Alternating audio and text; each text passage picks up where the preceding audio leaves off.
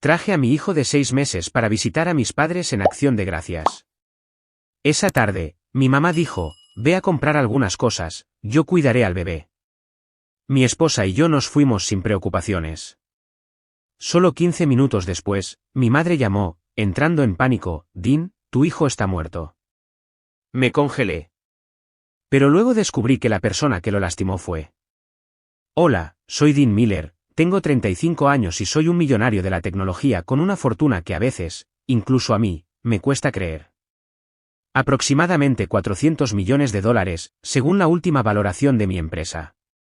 Vivo en Seattle, donde la llovizna parece interminable, donde las calles iluminadas con neón y el aroma a café persisten en el aire. Mi casa se asienta en una colina con vistas a Puget Sound, una mansión moderna de cristal y acero donde cada mañana me despierto junto a Elena, la esposa que amo más que a la vida misma, y Mason, nuestro hijo de 6 meses, un pequeño rayito de alegría con ojos tan brillantes como un cielo de verano. Pero la vida, a pesar de su fachada glamurosa, nunca es tan sencilla como las fotos de Instagram. El dinero, la fama, las fiestas extravagantes empapadas de vino, son solo un frágil barniz que cubre las profundas grietas de mi corazón. Y esas grietas, provienen de mi familia, más precisamente de mis padres, Arthur Miller y Carol Miller. Crecí en un pequeño pueblo, a unas pocas horas en coche de Seattle, donde interminables campos de hierba se extendían bajo un cielo gris que parecía tragarse toda esperanza. Mis padres no eran personas cálidas. Mi padre, Arthur, era un mecánico de coches con manos rudas y un temperamento impredecible. A menudo gruñía, gritaba, y más de una vez sus bofetadas me dejaban marcas en las mejillas por derramar un vaso de agua o por olvidar mis deberes. Mi madre, Carol, era diferente. Ella no me pegaba, pero sus ojos, fríos y afilados como una cuchilla, siempre me hacían sentir como si fuera un error imperdonable. No eran pobres, pero tampoco estaban bien. Nuestra vida era un ciclo de tensión y discusiones interminables. Cuando tenía 15 años, decidí que tenía que escapar de ese lugar. No quería convertirme en otra versión de mi padre, un hombre amargado que resentía la vida, o de mi madre, una mujer quejándose constantemente de lo que no tenía. Estudié día y noche, obtuve una beca, y finalmente pisé el MIT. Allí, descubrí mi pasión por la tecnología, por las líneas de código que podían convertir las ideas en realidad. A los 25 años, fundé mi primera startup. A los 30, la vendí por $200 millones. A los 35, mi segunda empresa, una plataforma de inteligencia artificial, estaba valorada en miles de millones. Me convertí en uno de los millonarios más jóvenes de Estados Unidos, aparecí en Forbes, fui invitado a cumbres tecnológicas, y vivía en una casa que una vez pensé que solo existía en sueños. Pero el dinero no lo compra todo. No borra los recuerdos de las noches pasadas escondido en un rincón de mi habitación, escuchando a mis padres gritar. No cura las heridas en mi corazón cuando pienso en cómo me trataron. Y lo más importante, no convierte a mis padres en el tipo de madre y padre que una vez anhelé. Cuando empecé a ganar dinero, pensé que podría arreglarlo todo. Contraté gente para renovar la vieja casa de mis padres, haciéndola más espaciosa y acogedora. Les compré una villa frente al mar valorada en más de $10 millones, un refugio con exuberantes jardines, una piscina infinita con vistas al océano azul profundo, de una belleza impresionante. Les regalé un SUV de lujo, el tipo de coche que mi padre siempre había soñado. Cubrí todos sus gastos de vida, servicios públicos, seguro médico, incluso las lujosas vacaciones de las que mi madre presumía por la ciudad. Cada mes les enviaba $10,000 de dinero de bolsillo, una cantidad que creía que era suficiente para que vivieran cómodamente, incluso extravagantemente. Pero lo que no esperaba, era cuán profunda podía ser la codicia humana. Cada vez que llamaba, mi madre se quejaba de algo que necesitaban, una televisión más grande, un viaje a Hawái, una suma de dinero para invertir en las vagas ideas de negocio de mi padre. Traté de satisfacer sus demandas, no porque quisiera presumir, sino porque pensaba que era una manera de compensar el haberlos dejado atrás, de aliviar la culpa de haber tenido éxito mientras ellos permanecían atrapados en una vida mediocre. Pero cuanto más les daba, más exigían. Las llamadas de mi madre comenzaron a tener un tono empalagoso, lleno de cumplidos huecos sobre mi maravilloso hijo. Mi padre me palmeaba el hombro, me llamaba el orgullo de la familia, pero sus ojos me miraban como si fuera una caja fuerte andante. Elena lo vio antes que yo. Con su suave cabello castaño y sus ojos penetrantes, siempre tuvo un don para ver a través de las personas. Dean, dijo una tarde mientras estábamos sentados junto a la chimenea, no creo que tus padres te amen porque eres su hijo. Creo que te aman por tu billetera. Deseché sus palabras, riendo como si fuera una broma. Pero en el fondo, sabía que tenía razón. Simplemente, no quería enfrentar esa verdad. Elena es la luz guía en mi vida.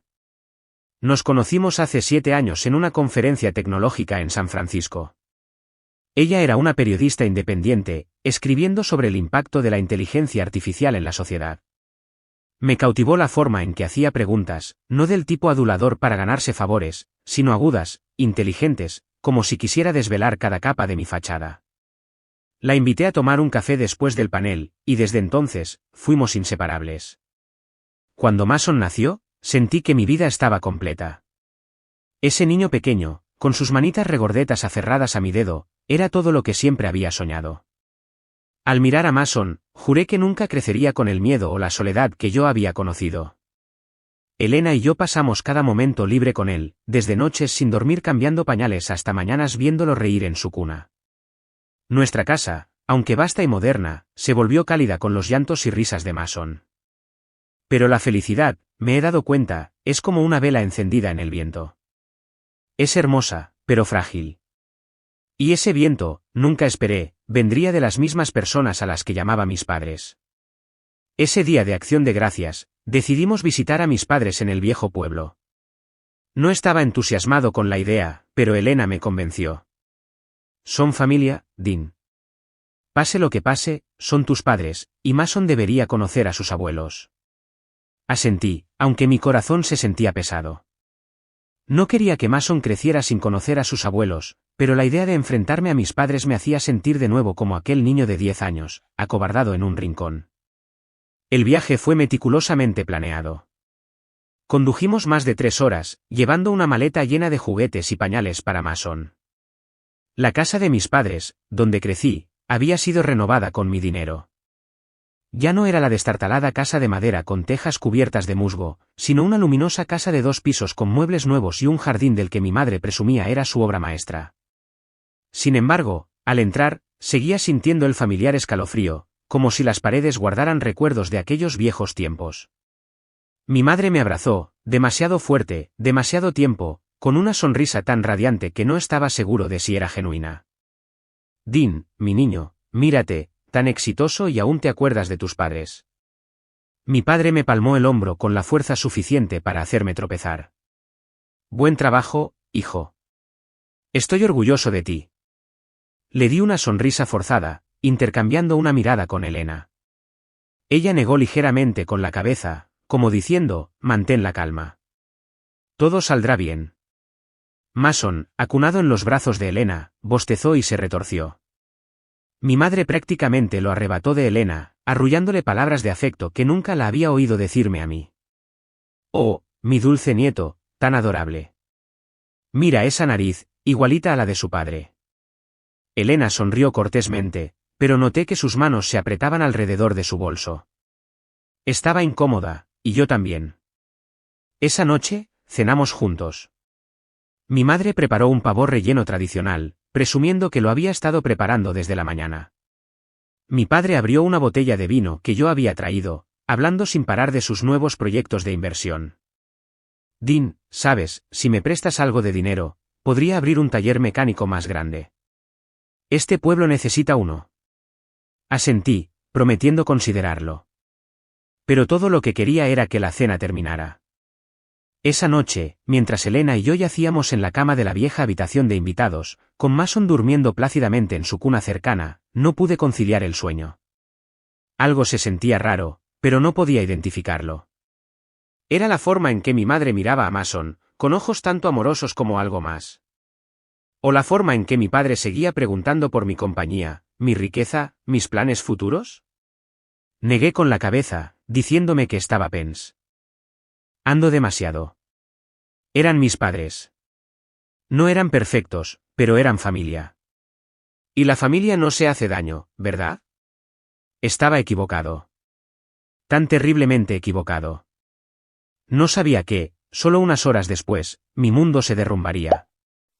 No sabía que la vela de mi felicidad estaba a punto de ser apagada, y que las personas a las que llamaba mis padres serían el viento que la extinguiría. A la mañana siguiente, mi esposa y yo nos despertamos para respirar el aire fresco de los suburbios. Al bajar, vi a mi madre atareada en la cocina, preparando platos especiales para el almuerzo. Mi padre estaba sentado en la sala leyendo el periódico, y al verme, se apresuró a sacarme al patio trasero para mostrarme su proyecto de jardinería, en realidad, solo unas pocas camas de crisantemos atrofiados. Elena seguía arriba, alimentando a Mason y jugando con él. Escuché su risa y los gorgoteos alegres de Mason. Y por un momento, sentí que todas mis preocupaciones se desvanecían. Pero ese sentimiento no duró. A medida que se acercaba la hora del almuerzo, mi madre sugirió que saliéramos a comprar algunos artículos de cocina a una tienda de conveniencia a 15 minutos en coche. Ustedes dos vayan. Dejen a Mason conmigo, dijo con un tono dulce. Pero algo en sus ojos me inquietó. Elena me miró, sus ojos parpadeando con vacilación. ¿Estás segura, mamá?, preguntó. Mason solo tiene 6 meses. Puede ser quisquilloso. Oh, no te preocupes. Mi madre agitó la mano, riendo ruidosamente. Yo crié a Dean, ¿no? Cuidar a un bebé no es problema. Vayan. Ustedes dos necesitan tiempo a solas. Mi padre asintió, palmeándome el hombro de nuevo. Escucha a tu madre, Dean. ¿Ella puede con esto? Miré a Elena, tratando de leer sus pensamientos. Ella asintió ligeramente, aunque noté que apretaba fuertemente su bolso. Está bien, dijo. Pero por favor, mamá, no dejes que Mason juegue con juguetes pequeños. Ayer, te vi sosteniendo ese aro de plástico con pequeñas cuentas. Es peligroso. Mason se lleva todo a la boca. Mi madre se rió, restándole importancia como si fuera trivial. No te preocupes, Elena. Lo sé. Solo lo dejaré jugar con juguetes seguros. Vi a Elena dudar, pero finalmente asintió, colocando a Mason en su cuna y besando su frente. Mamá volverá pronto, mi amor, susurró. Salimos de la casa y fuimos a la tienda de conveniencia en el centro del pueblo. Intenté disfrutar del raro momento a solas con mi esposa, pero mi mente seguía divagando hacia Mason. ¿Estás bien?, pregunté. Ella sorbió su café, su mirada distante. No lo sé, Dean. Tu mamá, no estoy segura de que sea tan cuidadosa como dice.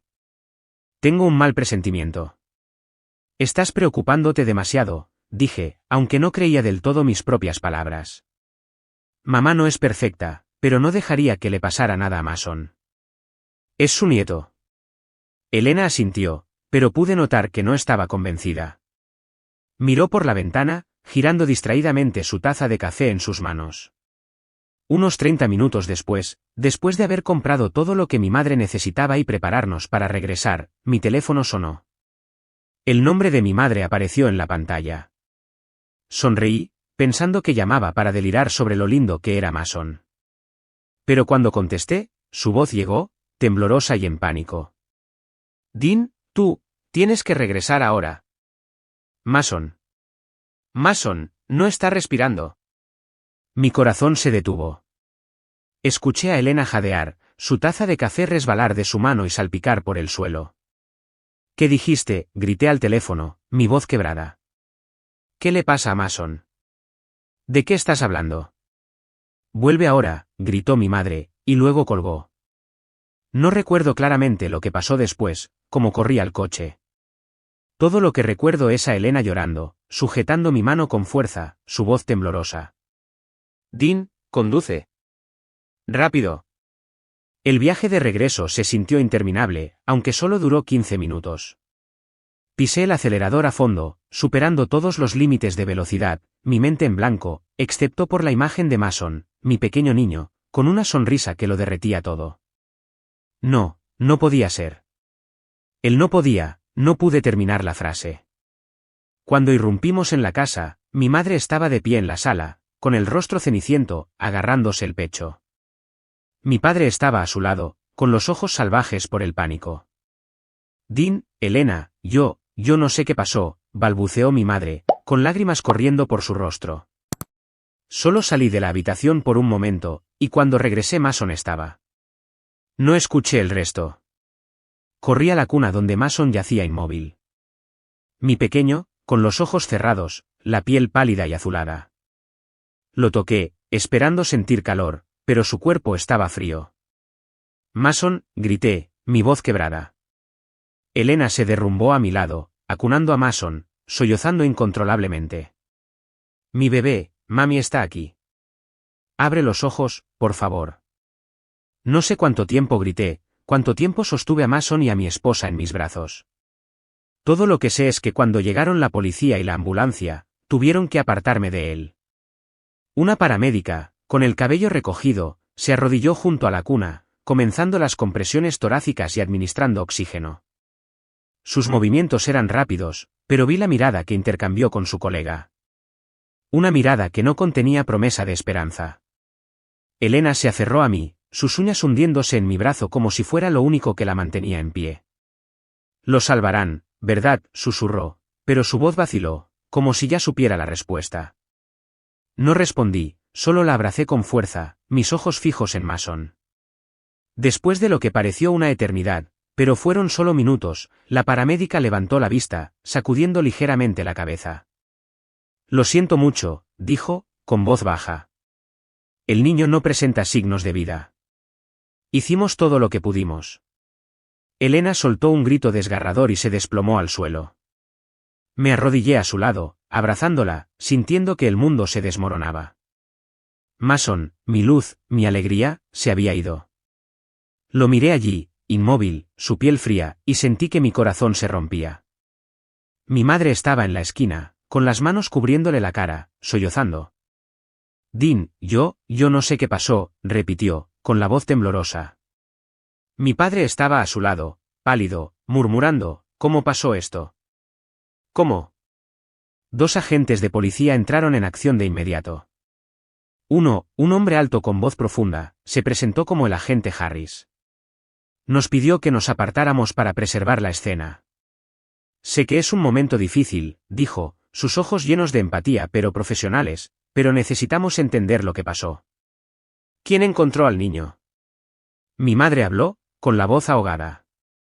Yo lo estaba cuidando. Solo salí de la habitación un momento para ir por agua, y cuando regresé, Mason no respiraba. Intenté moverlo, pero... Se interrumpió, sollozando. La miré fijamente, buscando la verdad en sus ojos, pero solo vi lágrimas y pánico. ¿O me estaba perdiendo algo? El oficial Harris tomó notas rápidamente, mientras la segunda oficial, una mujer joven, comenzaba a fotografiar la escena. Inspeccionó cuidadosamente la cuna y recogió un pequeño trozo de plástico, una parte del juguete con el que Elena le había advertido a mi madre que no dejara jugar a Mason. Encontramos esto en la cuna, dijo, colocando el fragmento en una bolsa de pruebas. Esto podría ser la causa. Peligro de asfixia. Elena, aún temblorosa en mi brazo, de repente levantó la vista. Le dije que ese juguete era peligroso, dijo, su voz gélida a pesar de sus lágrimas. Le advertí específicamente que no lo acercara a Mason. El oficial Harris la miró, haciendo otra anotación, pero no dijo nada. El aire se volvió tenso, como si todos estuvieran conteniendo algo. Después de que los paramédicos se fueron, el cuerpo de Mason fue llevado a la oficina del forense para una autopsia. El oficial Harris explicó que era un procedimiento estándar para cualquier muerte infantil inexplicada. Necesitamos determinar la causa exacta, dijo. Es probable que sea un incidente de asfixia, pero tenemos que estar seguros. Se les informará de los resultados lo antes posible. La policía se quedó otra hora, inspeccionando la casa, interrogándonos a nosotros y a mis padres.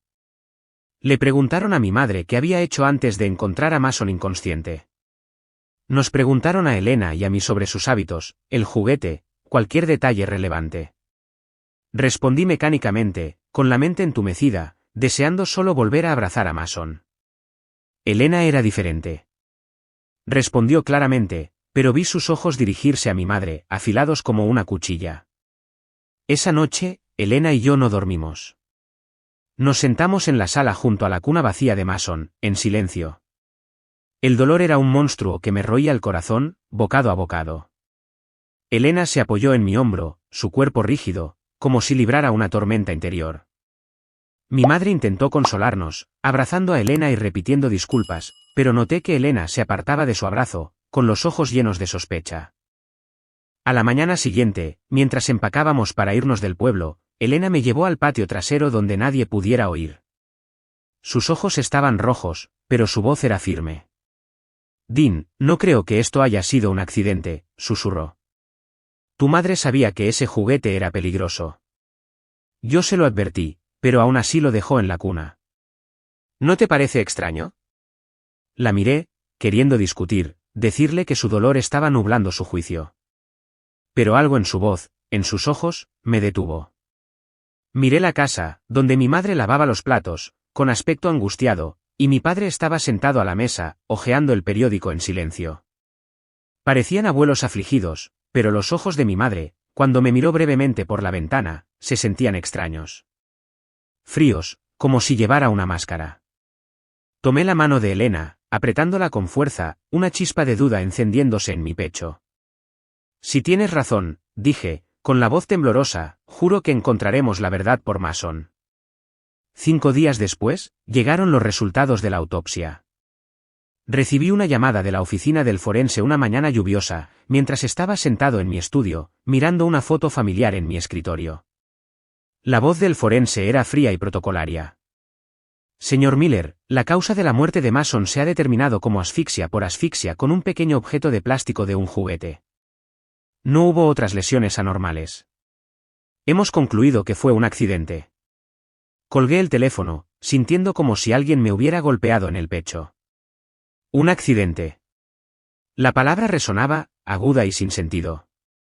Quería creer que era cierto, que nadie había dañado intencionadamente a mi hijo. Pero las palabras de Elena de ese día, sobre mi madre dejando deliberadamente el juguete peligroso en la cuna, se aferraban a mi mente como una espina. Miré por la ventana, donde la lluvia golpeaba el cristal, y me pregunté, ¿mi dolor estaba nublando mi juicio, o algo realmente andaba mal? El funeral de Mason tuvo lugar en un día gris y sombrío, como si el cielo mismo estuviera llorando con nosotros. El cementerio estaba en las afueras de Seattle, donde hileras de abedules se alzaban en silencio, sus hojas cayendo sobre la tierra húmeda. Elena vestía un sencillo vestido negro, sus ojos hinchados ocultos detrás de unas gafas de sol. Me apretaba la mano con fuerza, su cuerpo temblaba como si luchara por no desplomarse. Yo no lo estaba pasando mucho mejor. De pie ante el pequeño ataúd, no podía creer que mi niño, mi alegría, ahora se reducía a un nombre grabado en una lápida. Mis padres estaban allí, a unos pasos de distancia. Mi madre sollozaba ruidosamente, atrayendo la atención de los que nos rodeaban. Mi padre estaba en silencio, con la cabeza gacha, las manos en los bolsillos. Quería sentir su dolor, creer que estaban tan destrozados como nosotros por la pérdida de su nieto. Pero cada vez que miraba a mi madre, la sorprendía mirando hacia nosotros, no con pena, sino como si estuviera observando, evaluando. Elena no decía nada, pero sabía que ella también lo sentía. Mientras el sacerdote leía la última oración, Elena me apretó la mano y susurró, «Dean, quiero irme a casa». Regresamos a nuestra mansión en la colina, pero ya no era un hogar. Habían desaparecido las risas de Mason y las canciones de cuna de Elena. Solo quedaba un pesado silencio, como una manta de plomo oprimiéndome el pecho. Cada noche yacía despierto mirando al techo, tratando de recordar el rostro de Mason. Pero todo lo que veía era a él inmóvil en su cuna, con los ojos cerrados para siempre. Unas semanas después del funeral, con el dolor aún a flor de piel, mis padres aparecieron inesperadamente en nuestra puerta. Mi madre me abrazó, con lágrimas en los ojos, la voz ahogada. «Dean, mi niño, tu padre y yo no podemos soportar la idea de que tú y Elena sufran solos. Somos familia. Déjanos quedarnos contigo un tiempo para ayudarlos a superar esto». Mi padre asintió, palmeándome el hombro como siempre, pero esta vez noté que su mano temblaba ligeramente. «Así es, hijo. Queremos estar aquí para ustedes». Elena estaba detrás de mí, en silencio. La miré, buscando su acuerdo en sus ojos, pero ella solo asintió ligeramente, con los labios apretados. Sabía que ella no los quería aquí, pero yo no tenía fuerzas para negarme. El dolor de perder a Mason me había agotado, y una parte de mí, la parte débil, la parte que aún anhelaba una familia, esperaba que su presencia pudiera llenar el vacío. Se mudaron, trayendo algunas maletas de ropa e interminables palabras de consuelo. Mi madre cocinaba todos los días. Mi padre arreglaba cosas en la casa que no necesitaban ser arregladas, como la puerta del armario de la cocina o una bombilla en el garaje. Al principio, pensé que realmente querían ayudar. Pero a los pocos días, comencé a notar signos extraños. Elena fue la primera en sentir que algo andaba mal. Una mañana, mientras desayunábamos, apartó su plato de huevos revueltos, haciendo una mueca. «Dean, me siento tan cansada. Me zumba la cabeza como si no hubiera dormido lo suficiente». Asentí, porque yo también lo sentía. Daba vueltas en la cama cada noche, incluso con pastillas para dormir. Mi visión se nublaba. Mi cuerpo se sentía pesado, como si una nube oscura me siguiera. Probablemente sea el estrés del trabajo, dije, tratando de convencerme. Y la pérdida de Mason. Pero Elena no estuvo de acuerdo. No, Dean, esto no es normal. Nunca me había sentido así. ¿No lo ves? Desde que llegaron tus padres, hemos estado empeorando. Habló en voz baja, mirando hacia la cocina donde mi madre lavaba los platos, tarareando una vieja canción. Quise discutir, pero no podía negar que mi salud también se estaba deteriorando. El mareo, el despertar en mitad de la noche con el corazón acelerado. Todo empezó cuando mis padres se mudaron. Intenté desestimar la sospecha. Eran mis padres. Habían perdido a su nieto. Estaban tratando de ayudar. Pero luego un recuerdo parpadeó, un detalle que había pasado por alto. Unos días antes, había escuchado a mi madre al teléfono en la sala, su voz baja y urgente. Lo sé, pero necesitamos más tiempo. Yo me encargaré. Cuando entré, colgó rápidamente, sonriendo como si nada hubiera pasado. Solo una vieja amiga, querido, dijo, pero sus ojos evitaron los míos. La duda comenzó a roerme, pero no estaba listo para enfrentarla. No hasta una mañana, cuando todo cambió para siempre.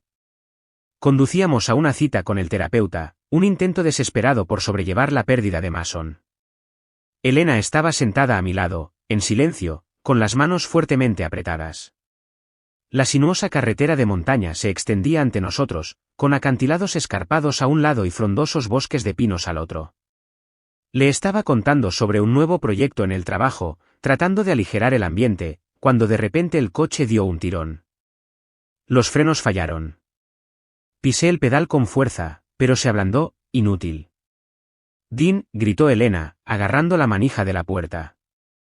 Di un volantazo, tratando de mantener el coche en la carretera, pero se precipitó hacia el borde a una velocidad aterradora. El chirrido del metal resonó cuando chocamos contra la barandilla, el coche volcando de lado. Mi cabeza golpeó contra la ventana, un dolor punzante me atravesó. Elena gritó, y luego todo se volvió negro. Cuando recuperé el conocimiento, estaba tendido en una camilla, las luces intermitentes de una ambulancia atravesaban la lluvia. Elena estaba sentada a mi lado, con la cabeza vendada y el rostro cubierto de arañazos. «¿Estás bien?», susurró, con la voz temblorosa. Asentí, aunque mi pierna izquierda me palpitaba como si estuviera rota. Más tarde, los médicos confirmaron que tenía una fractura de fémur, mientras que Elena tenía una conmoción cerebral leve y algunas heridas superficiales. Tuvimos suerte de sobrevivir, pero mientras yacía en la cama del hospital, mirando el rostro pálido de Elena, supe que no fue un accidente aleatorio. Los días que siguieron fueron una interminable sucesión de dolor y sospecha. Fui dado de alta del hospital con una muleta y una larga lista de analgésicos. Elena, a pesar de sus persistentes dolores de cabeza por la conmoción cerebral, insistió en cuidarme. Pero ambos sabíamos que nuestras heridas físicas no eran lo peor. La sospecha sobre mis padres, personas que una vez pensé que, a pesar de sus defectos, seguían siendo familia, nos estaba carcomiendo cada minuto. Mis padres permanecieron en nuestra casa, continuando su actuación de familia amorosa. Mi madre preparaba comidas suntuosas, preguntando constantemente por la salud de Elena y la mía, mientras mi padre se quedaba en el garaje, afirmando que quería revisar el coche de reemplazo proporcionado por la compañía de seguros después del accidente. Déjame a mí, hijo, dijo, palmeándome el hombro con una sonrisa en la que ya no confiaba. Tú descansa. Pero no podía descansar. Cada vez que miraba a los ojos de mi madre, veía esa mirada fría, una que una vez me había convencido de que era solo mi imaginación. Cada vez que mi padre me palmeaba el hombro, sentía que me estaba evaluando, como si fuera una presa siendo cazada. Y nuestra salud, la de Elena y la mía, seguía deteriorándose. El mareo, el insomnio y la fatiga inexplicable persistían. Empecé a preguntarme, ¿era esto realmente solo estrés, o algo mucho peor? La sospecha ya no era una pequeña espina. Era un fuego ardiente en mi pecho. Empecé a notar cada detalle. La forma en que mi madre insistía en cocinar para nosotros. La forma en que mi padre iba con frecuencia al garaje a revisar algo. Recordé el accidente, los frenos fallando, el volante temblando, y una posibilidad horrible brilló en mi mente. ¿Había mi padre manipulado mi coche? La oportunidad llegó una noche, cuando entablé una conversación con nuestro vecino, el señor John. Era un hombre mayor que vivía solo con un sistema de cámaras de seguridad de última generación que rodeaba su casa. Dean, me enteré del accidente, dijo, su voz llena de preocupación. ¿Están bien tú y Elena? Tuvieron suerte de estar vivos. Asentí, forzando una sonrisa débil. Gracias, John. Solo mala suerte, supongo. Luego recordé sus cámaras, apuntando directamente a nuestro garaje. Oye, John, dije, manteniendo la voz tranquila, ¿tus cámaras captaron algo la noche anterior al accidente? Es decir, alrededor de nuestro garaje. John levantó una ceja, pero no insistió más. Déjame revisar. Cojeé tras él, cada paso con la muleta un desafío, pero la adrenalina que corría por mis venas adormecía el dolor. En la pequeña sala de John, revisamos las imágenes de seguridad. Las imágenes eran claras, mi padre abriendo el capó de mi coche, inclinándose sobre él durante más de 20 minutos, y luego alejándose como si nada hubiera pasado. La sangre me subió a la cabeza, mi corazón latía con fuerza. ¿Puedes enviarme este vídeo?, pregunté, con la voz temblorosa. Por supuesto, Dean, dijo John, con los ojos llenos de preocupación. ¿Estás bien? ¿Pasa algo? Negué con la cabeza, sin querer arrastrarlo a esta peligrosa telaraña. Solo necesito verificar algunas cosas. Gracias, John. De vuelta en casa, no le dije a Elena de inmediato. Necesitaba tiempo para procesar lo que había visto. Pero la sospecha se había convertido en una verdad innegable. Mi padre había manipulado el coche. Y si Elena tenía razón, si mi madre había colocado deliberadamente ese juguete en la cuna de Mason, entonces estábamos viviendo con monstruos. Decidí actuar en silencio. Utilizando software de seguridad de mi empresa, instalé cámaras ocultas en la casa, en la cocina, el salón y el garaje.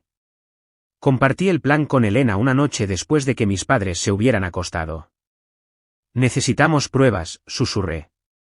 Si realmente están tratando de hacernos daño, no dejaré que se salgan con la suya. Elena asintió, con los ojos decididos.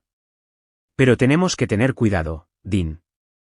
Si sospechan algo, no sé qué harán después. Unos días después, las cámaras capturaron algo que me heló la sangre. En la cocina, mientras mi madre preparaba la cena, sacó un pequeño frasco de vidrio sin etiqueta del bolsillo de su delantal. Miró a su alrededor para asegurarse de que nadie la viera, luego roció una pizca de condimento del frasco sobre mis platos y los de Elena. Sus movimientos fueron rápidos, practicados, como si lo hubiera hecho muchas veces antes. Se me secó la garganta. El mareo, el insomnio, la fatiga, todo tenía sentido. Me giré hacia Elena, que estaba viendo las imágenes conmigo en el portátil. Nos están envenenando, dije, con la voz quebrada. Elena se cubrió la boca, las lágrimas corrían por su rostro. Dean, ¿qué hacemos ahora? No respondí de inmediato. Todo lo que sabía era que el frasco de condimentos era la clave. Al día siguiente, mientras mis padres estaban fuera, recuperé el frasco de vidrio del armario de la cocina, extraje cuidadosamente una pequeña muestra del polvo que contenía y lo llevé a un laboratorio privado que conocía a través de mi empresa. Analicen esto, le dije al gerente del laboratorio, y háganlo lo más rápido posible. Los resultados llegaron 3 días después, confirmando mis peores temores. La sustancia en el frasco era un veneno de acumulación lenta que causaba daño hepático y neurológico con una exposición prolongada. Era casi indetectable sin pruebas especializadas. Me senté en mi oficina, mirando el informe, sintiendo como si el mundo se derrumbara de nuevo. Mis padres, las personas que me criaron, no solo habían matado deliberadamente a mi hijo, sino que ahora intentaban matarnos a Elena y a mí por dinero, por su codicia sin fondo. Apreté el papel, mi corazón dolía, pero un fuego de determinación ardía dentro de mí. «¿Pagarán?», me susurré. «Por Mason, por todo». El informe de laboratorio yacía en mi escritorio como una acusación silenciosa. Las imágenes de la cámara oculta de la cocina, mostrando a mi madre rociando veneno furtivamente. El vídeo del sistema de seguridad de John, capturando a mi padre manipulando nuestro coche antes del accidente, y la muerte de mi hijo en ese día de acción de gracias en casa de mis padres. Todas eran piezas de una verdad horrible. Mis padres, las personas a las que una vez llamé familia, habían matado a mi hijo y ahora intentaban matarnos a Elena y a mí por dinero, por su codicia insaciable.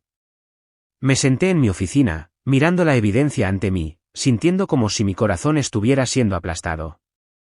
Elena estaba a mi lado, sus manos temblorosas, pero sus ojos resueltos. «Dean, no podemos esperar más», dijo, su voz baja pero firme. «Tenemos que confrontarlos». «Por Mason». Asentí, aunque cada respiración era dolorosa. «Lo sé», susurré.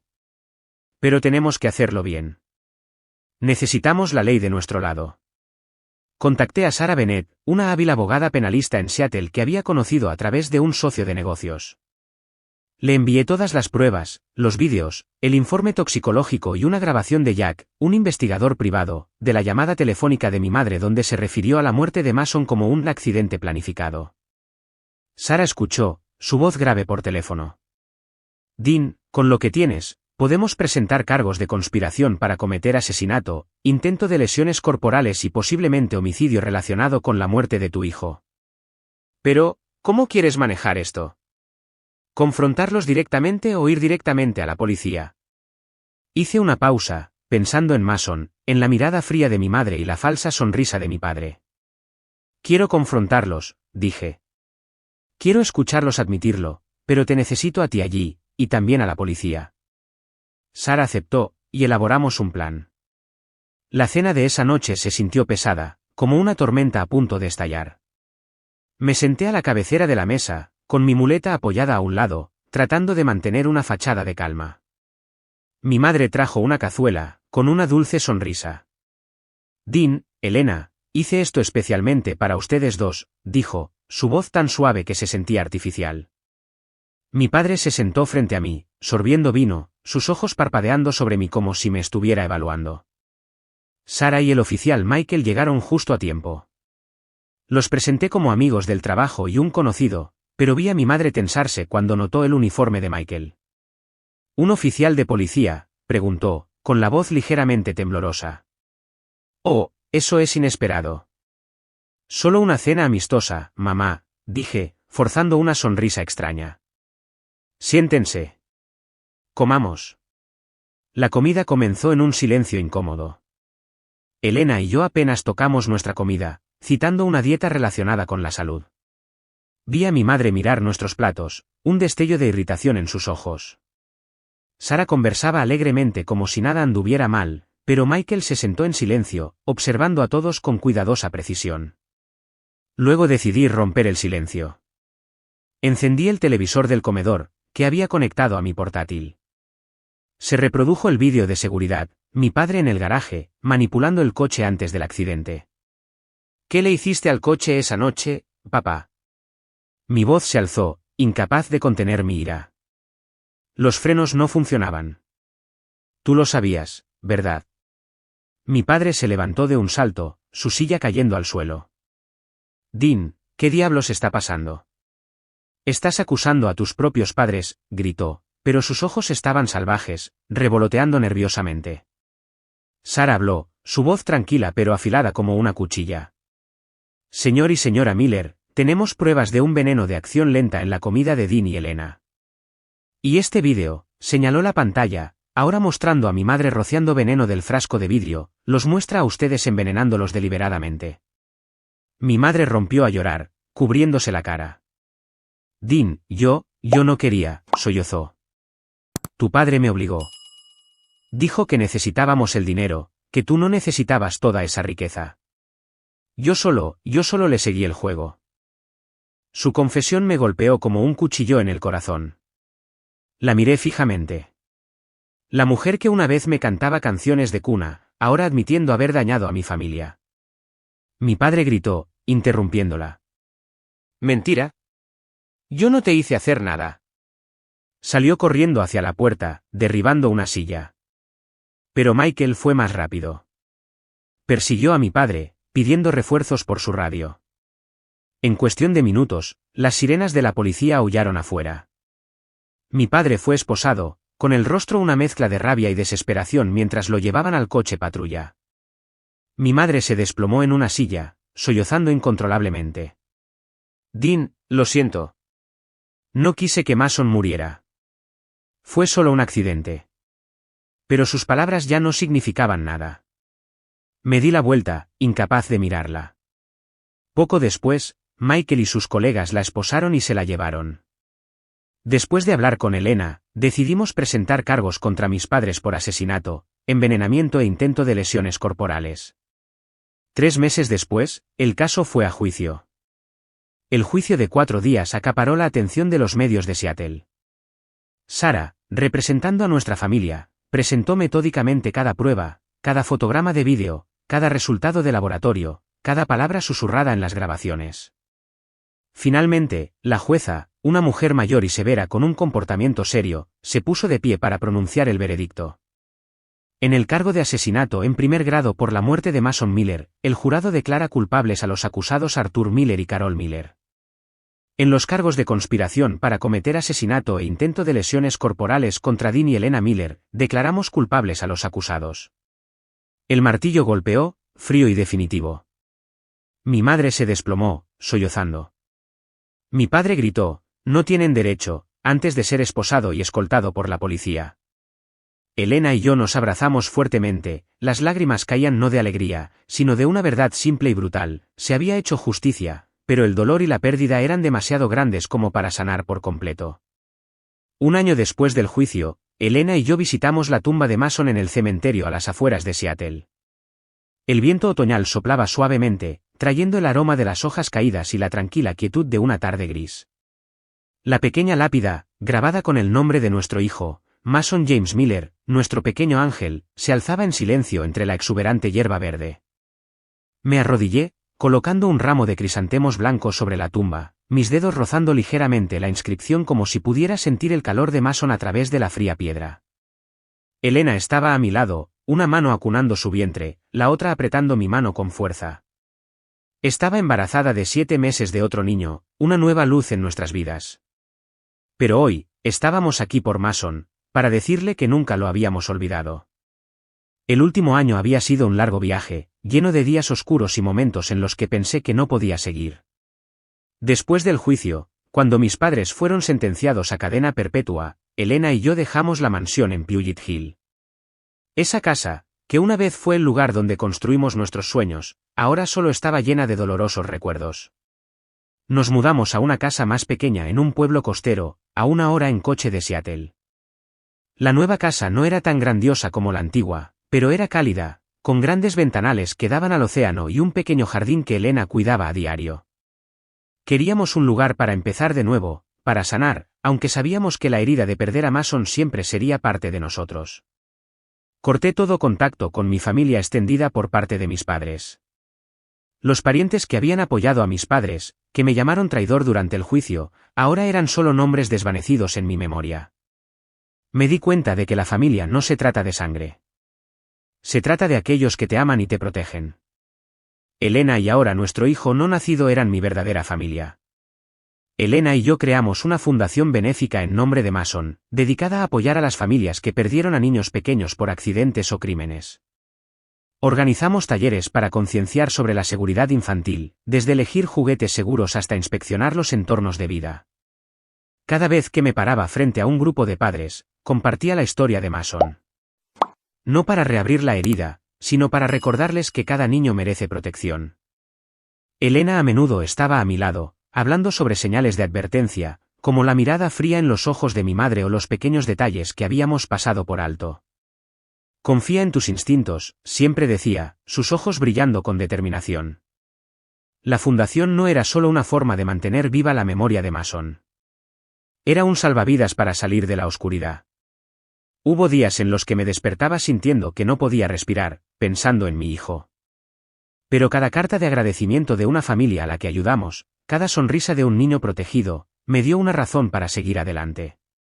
Hoy, de pie ante la tumba de Mason, Elena llevaba un suéter holgado que ocultaba su vientre abultado. ¿Crees que este pequeño será como Mason?, preguntó, su voz suave pero llena de esperanza. La miré, viendo la luz en sus ojos, y sonreí. Creo que sí, dije. Será tan maravilloso como su hermano mayor, y lo protegeremos pase lo que pase. Pensé en el nombre que habíamos elegido para nuestro hijo no nacido, Liam. Un nombre sencillo, que significa protector fuerte. Queríamos que Liam creciera en un mundo seguro, libre de las sombras que Mason había soportado. Puse mi mano sobre el vientre de Elena, sintiendo una suave patada de Liam, y mi corazón se calentó. «Serás nuestra nueva alegría, Liam», susurré. «Y te contaremos sobre tu hermano para que sepas lo increíble que era Mason». Elena apoyó la cabeza en mi hombro, con lágrimas corriendo por su rostro. Pero sonrió. «Mason nos está mirando, Dean». «Sé que está sonriendo». Asentí, con la garganta apretada. Me imaginé a Mason, con sus ojos brillantes como un cielo de verano, en algún lugar de arriba, velando por nosotros. Y supe que, aunque el dolor nunca desaparecería, seguiríamos viviendo por él, por Liam y por nosotros mismos. Mientras salíamos del cementerio, un raro rayo de sol de Seattle se abrió paso entre las nubes, iluminando el camino por delante. Tomé la mano de Elena, caminando lentamente, mi muleta ahora reemplazada por un pequeño bastón. Nuestras vidas habían cambiado para siempre, pero había aprendido una amarga lección: la codicia puede destruir incluso los lazos más sagrados.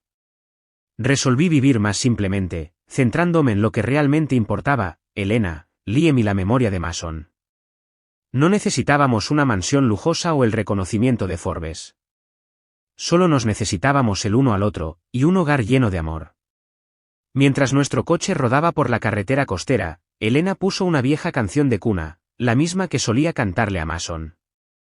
Su voz era suave, resonando en el espacio tranquilo, y sentí una chispa de esperanza colarse en mi corazón. Mason siempre sería parte de nosotros, y Liam sería nuestra nueva luz, guiándonos a través de la oscuridad.